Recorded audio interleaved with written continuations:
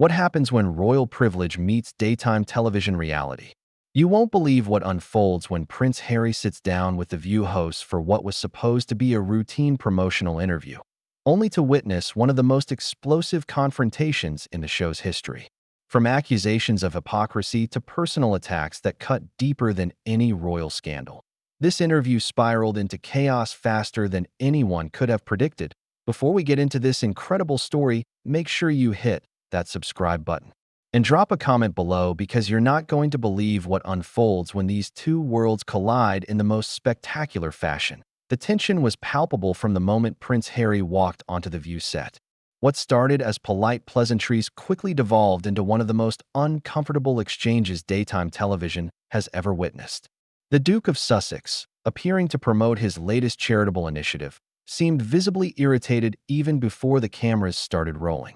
Behind-the-scenes sources reveal that Harry had already expressed concerns about the line of questioning he anticipated, but nothing could have prepared anyone for what was about to unfold. Whoopi Goldberg opened the segment with what appeared to be a softball question about Harry's recent philanthropic work, but her tone carried an unmistakable edge. Prince Harry, you've been very vocal about mental health awareness and the importance of authentic living.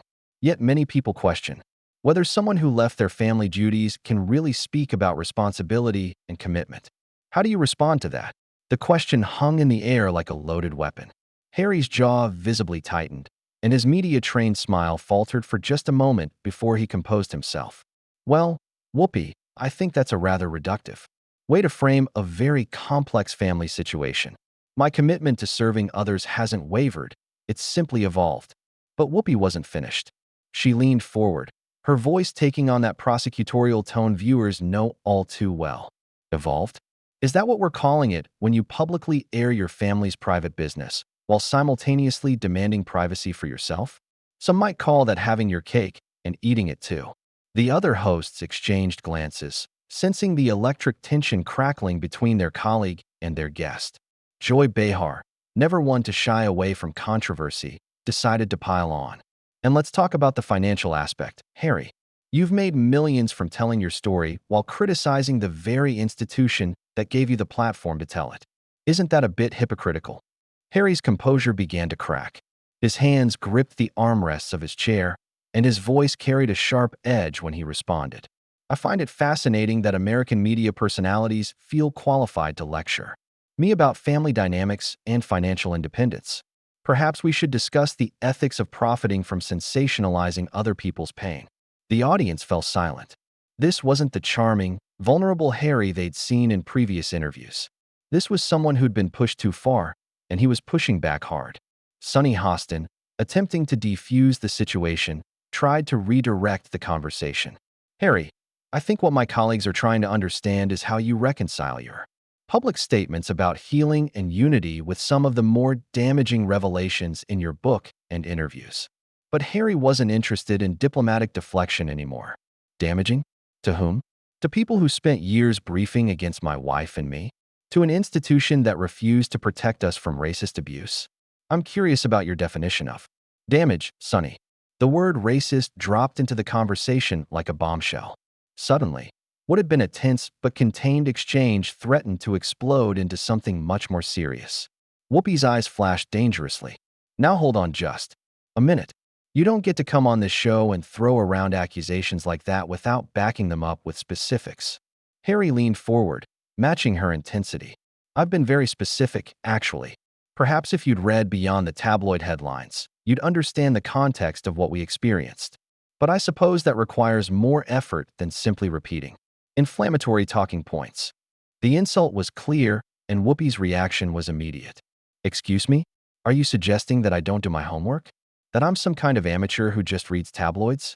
Young man, I've been in this business longer than you've been breathing, and I don't appreciate being lectured by someone who's never had to earn anything in his life. The gloves were officially off. Harry's face flushed red, and his voice rose several decibels. Never had to earn anything? I served 2 tours in Afghanistan while you were here making jokes for applause. I've seen things and done things that would give you nightmares, so don't you dare question my understanding of real work. Joy Behar, sensing an opportunity to land a devastating blow, jumped in with venom in her voice. Oh, please, spare us the war hero routine.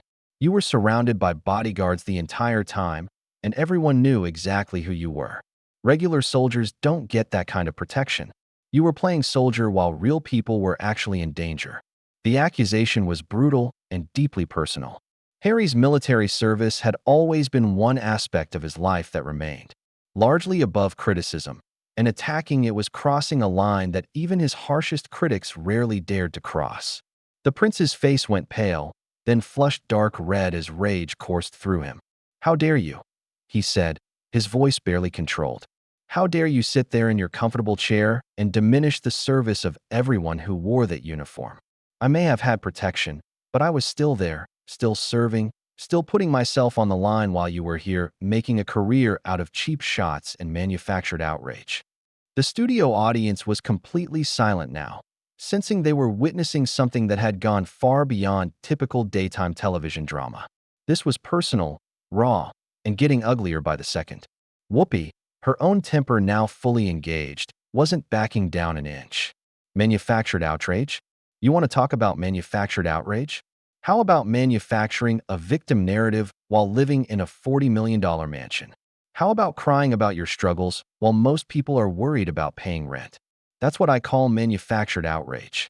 But as the confrontation reached this fever pitch, with both sides seemingly determined to inflict maximum damage, none of them realized they were only scratching the surface of what was about to explode between them. Sarah Haynes, who had remained silent during the initial exchange, suddenly found her voice, and what she said next would prove to be the match that lit the dynamite.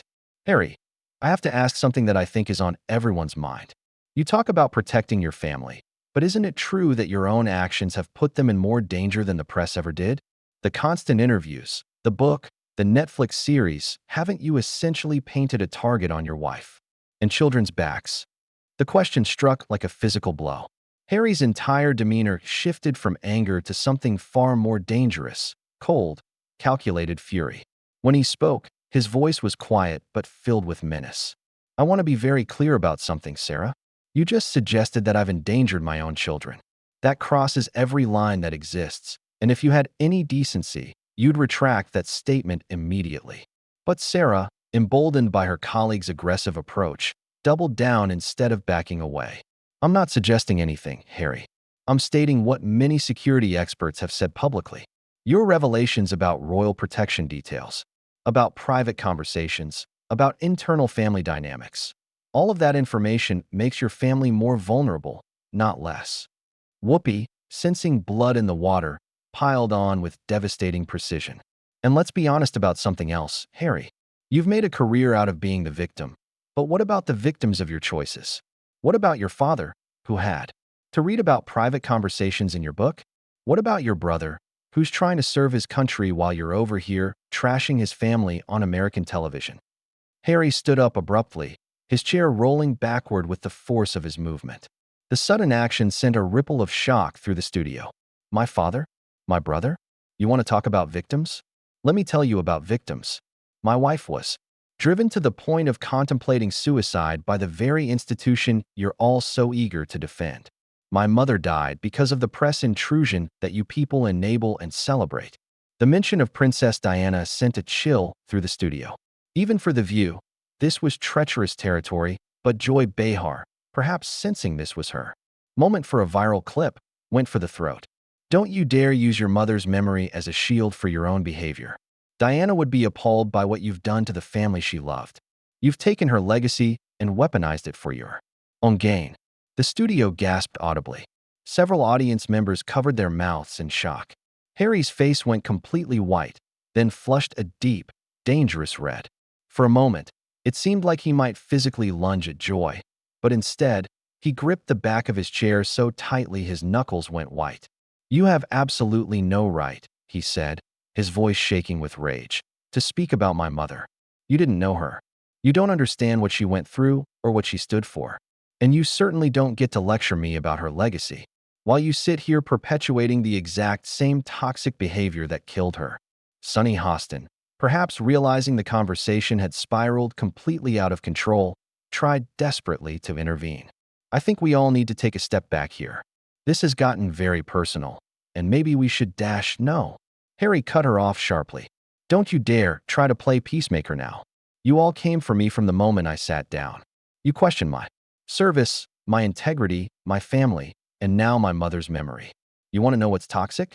This is toxic. This performance, this manufactured outrage, this desperate attempt to tear someone down for ratings. Whoopi, her own anger now fully unleashed, stood up to match his energy. Performance? You want to talk about performance? Your entire life has been a performance.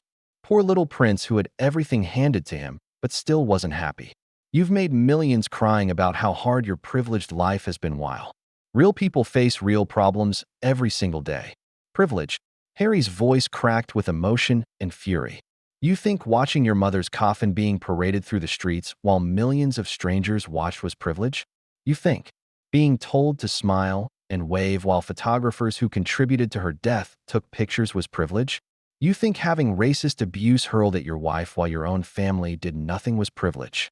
The racism accusation was back, and this time it landed with even more force because of the raw emotion behind it. Joy, seemingly determined to make this as explosive as possible, went nuclear. There you go again with the race card. Every time you're challenged, every time someone questions your choices, you hide behind accusations of racism. It's become your default excuse for everything. The phrase race card detonated like a bomb in the studio. Harry's composure, which had been hanging by a thread, finally snapped completely. Race card? Race card? My wife received death threats that specifically targeted her race, and you're calling that a card? She was compared to animals in British tabloids, and you're dismissing that as a game? Sarah, seemingly oblivious to how far over the line they'd all crossed, made what would prove to be the final devastating comment. But Harry, you have to admit that some of the coverage wasn't about race at all. Some of it was about behavior, about attitude, about the way Meghan seemed to approach royal duties. Maybe the criticism wasn't always about who she was, but about what she did. If the studio had been tense before, it was now electric with danger. Harry turned to face Sarah directly, and when he spoke, his voice was deadly quiet. What she did? What exactly did she do, Sarah? Please, enlighten us all. What did my wife do that justified comparing her to a chimpanzee in a national newspaper? What did she do that justified headlines calling her straight out of Compton? What did she do that made it acceptable for people to mail white powder to our home? The specific examples hit like sledgehammers. Even the hosts, who had been relentlessly attacking, seemed momentarily stunned by the brutal reality of what Harry was describing. But instead of backing down, Whoopi made the catastrophic decision to escalate even further. Look, Harry, nobody's defending actual racism, but you can't expect people to just accept every criticism of Meghan as racist. Sometimes people just don't like someone's behavior, and it has nothing to do with race. Maybe, just maybe, some of the criticism was legitimate. That was it. That was the moment when whatever remained of Harry's self-control evaporated completely. His voice, when it came, was barely human, more like a roar of pure rage and pain. Legitimate? You think it was legitimate to suggest my unborn child might be too dark? You think it was legitimate for members of my own family to express concerns about my baby's skin color? You think that was just behavior criticism? The revelation hung in the air like a toxic cloud. This wasn't just anger anymore. This was years of suppressed pain and fury erupting all at once. But instead of recognizing they had pushed someone to their absolute breaking point, the hosts seemed determined to finish what they had started, completely unaware that they were about to witness the most dramatic exit in daytime television history. Joy Behar, seemingly immune to the gravity of what Harry had just revealed, made the decision that would seal the fate of this interview. Oh, come on, Harry. You're telling us that in 2024, members of the British royal family are sitting around discussing skin color like it's 1824? That sounds a bit dramatic, don't you think? Maybe it was just innocent curiosity about what the baby would look like. The dismissive tone was the final straw. Harry's face went through a transformation that was visible to everyone in the studio, from pain to disbelief to absolute rage. When he spoke, his voice was so low and controlled that it was somehow more terrifying than any shout could have been. Innocent curiosity, he repeated, each word dripping with venom. Innocent curiosity? You're sitting there as a woman who fought through decades of discrimination in your own industry, telling me that concerns about my child's skin color from family members was innocent curiosity. The hypocrisy wasn't lost on anyone in the room, but Joy, perhaps realizing she had painted herself into a corner, decided to go down swinging. I'm just saying that maybe you're reading malice into something that wasn't intended that way. Families, talk about what babies might look like all the time. Harry let out a laugh that was completely devoid of humor, a sound so bitter and hollow that it sent chills through the studio audience. Right? Families wonder if babies will have grandpa's eyes or grandma's nose. They don't wonder if the baby will be too dark to be presented to the public. They don't express relief when the child is born light enough to be acceptable. Whoopi, who had been momentarily quiet, chose this moment to launch what she clearly intended to be a knockout blow. You know what, Harry? Even if that's true, even if everything you're saying happened exactly as you describe it, at some point you have to ask yourself, is airing all this dirty laundry in public really helping anyone? Or are you just burning bridges and damaging institutions for your own personal vendetta? The question was like pouring gasoline on a fire. Harry's entire body was shaking now, not with fear, but with pure, uncontrolled rage. Personal vendetta? Personal vendetta? You think protecting my family from the same forces that killed my mother is a personal vendetta? You think speaking out against racism is a personal vendetta? But Whoopi wasn't finished. In what would go down as one of the most tone-deaf moments in television history, she pressed on. I think you've built an entire brand around being the victim, and now you're so invested in that narrative that you can't see how much damage you're doing to everyone around you, including the very people you claim to be protecting. That was it. The moment when Harry finally understood that this wasn't just a hostile interview. This was a deliberate character assassination, and these women had no intention of listening to anything he had to say. They had invited him on to be their punching bag, and they were going to keep swinging until he was completely destroyed. Harry stood up again, but this time his movement was different. It wasn't the sudden jerk of anger from before. It was deliberate, controlled, final. He reached into his jacket pocket and pulled out his phone, checking something quickly before looking back at the hosts with a smile that was far more unsettling than his anger had been. You know what, ladies? You're absolutely right about one thing. This conversation isn't helping anyone. But I want to thank you for something. You've just perfectly demonstrated why my wife and I left. You've shown the world exactly what we were dealing with, and you've done it better than any book or interview ever could. Sarah Haynes, perhaps sensing that they had lost control of the situation entirely, tried one last desperate attempt at damage control. Harry, I think we all got a little heated here. Maybe we can take a break and dash. No. Harry cut her off with absolute finality. There's no break from this. There's no commercial break from racism. There's no time out from the kind of institutional cruelty you've all just defended. You wanted to know why we left? Congratulations, you've just recreated the exact environment that drove us away. He started walking toward the edge of the set, but then stopped and turned back to face the cameras, directly, ignoring the hosts completely. To everyone watching at home, I want you to remember this moment. Remember what you just witnessed. These women invited me here under the pretense of a conversation, but what you saw was a coordinated attack designed to break me down in silence. Me. They questioned my service, attacked my family, dismissed my wife's pain, and trivialized racism itself. The producers were frantically signaling to cut to commercial, but Harry wasn't finished. They represent everything that's wrong with media culture today. The need to tear people down for entertainment, the refusal to acknowledge uncomfortable truths, and the willingness to defend the indefensible as long as it serves their narrative.